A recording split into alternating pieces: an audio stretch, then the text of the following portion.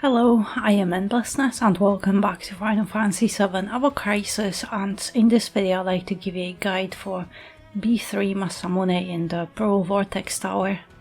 Masamune is a little weaker than the Crash version we just recently had. He has 2 million less HP and around 1 or 2,000 less physical attack, but he is still very tough and he is weak to both ice and water, so you have option to use either or both.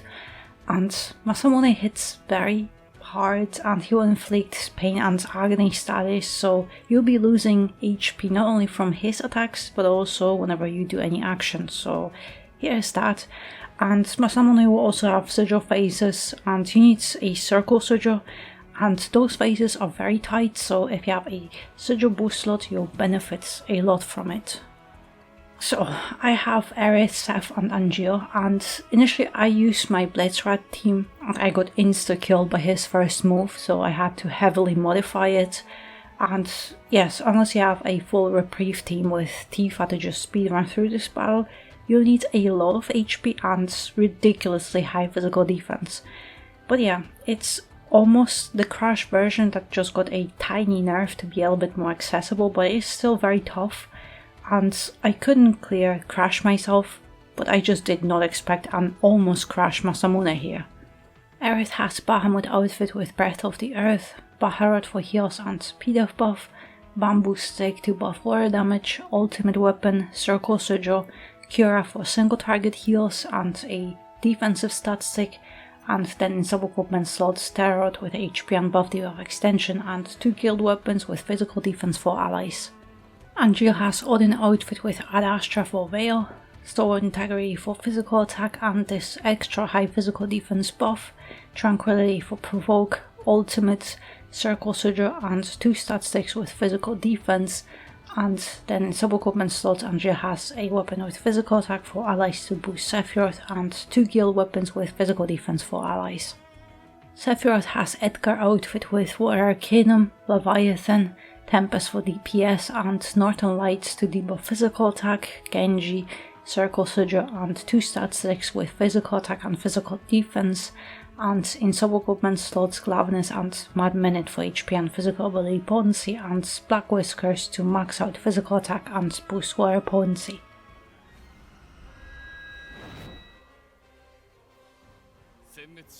Alright, at the beginning of the battle, with Sephiroth debuff physical attack, with Angeal do Provoke, and we'll use Aerith to buff physical defense.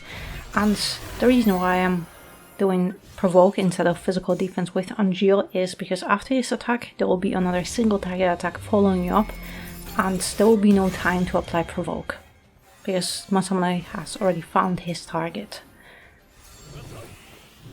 And here with Sephiroth just continue debuffing physical attack.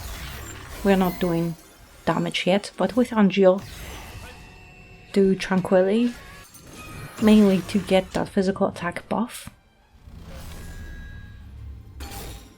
Because after this Angeal, it will take a while, because Angeal has to be above 70% HP to be able to buff physical attack.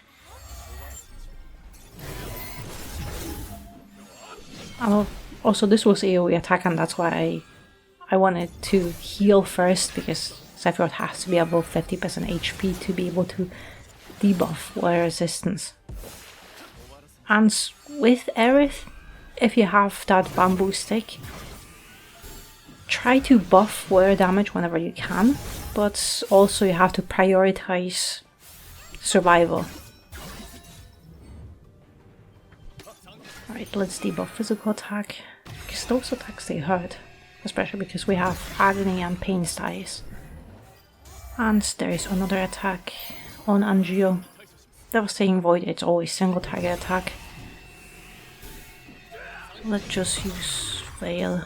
And if you can, just do as much physical attack debuff as you can.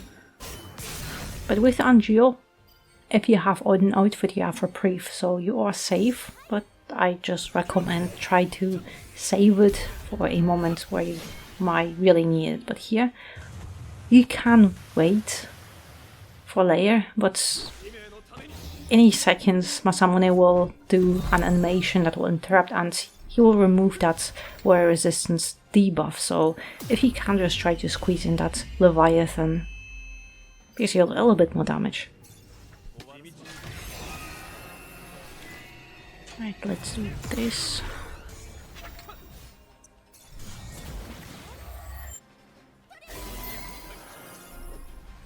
Right, one more here.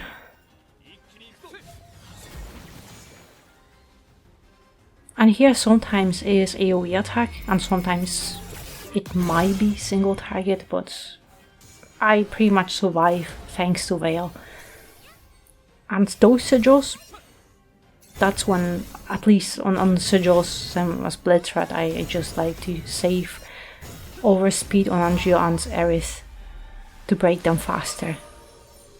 Because I personally, with my team, I have no sigil boost slots, so I have to break a lot more sigils. And so I try to recover as much HP as I can. So I also need enough HP to be able to inflict buffs and debuffs.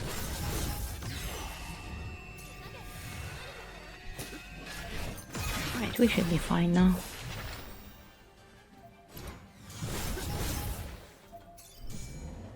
And of course you can use Jubilation in those crucial moments, like, yeah, I don't have enough sigils for the sigil phase to break it. And of course use Jubilation, for example. Now I just want to use it because I see Sephiroth almost dying. And actually perfect. Because you need to deplete this gauge at some point. And this is perfect, because now I have a little bit more time to break sigils. If he can time it, it's perfect, because when Masamune is stunned, it extends and freezes the sigil phase, so you have a little bit more time to be able to break them. And alright, let's do this first. It's fine.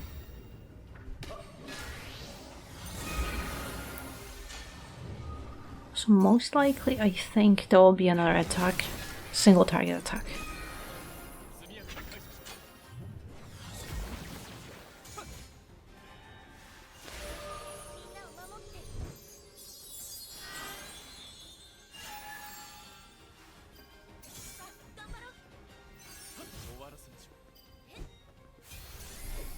And here with, if you don't have reprieve, you have to debuff that physical attack, or just you lose a character. I have reprieve on Angio, so I know he will survive.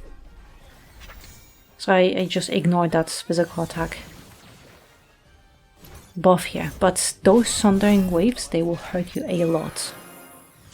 So if you know you can't finish off Masamune very fast here, for example with Leviathan, because I just got it, you'll have to debuff that physical attack buff, because you'll die very fast to those attacks, because +5 physical attack buff on Masamune especially, it hurts very much.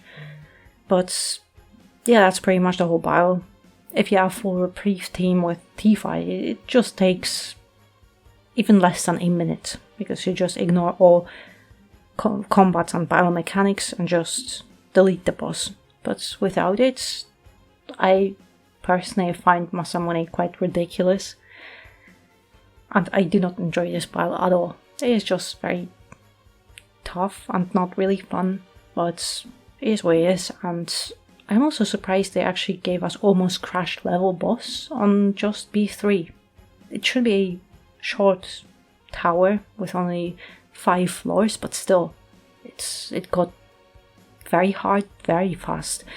But yeah, I hope you found my guide helpful, and good luck on your own clear. And in the meantime, thank you very much for watching, and I hope to see you next one.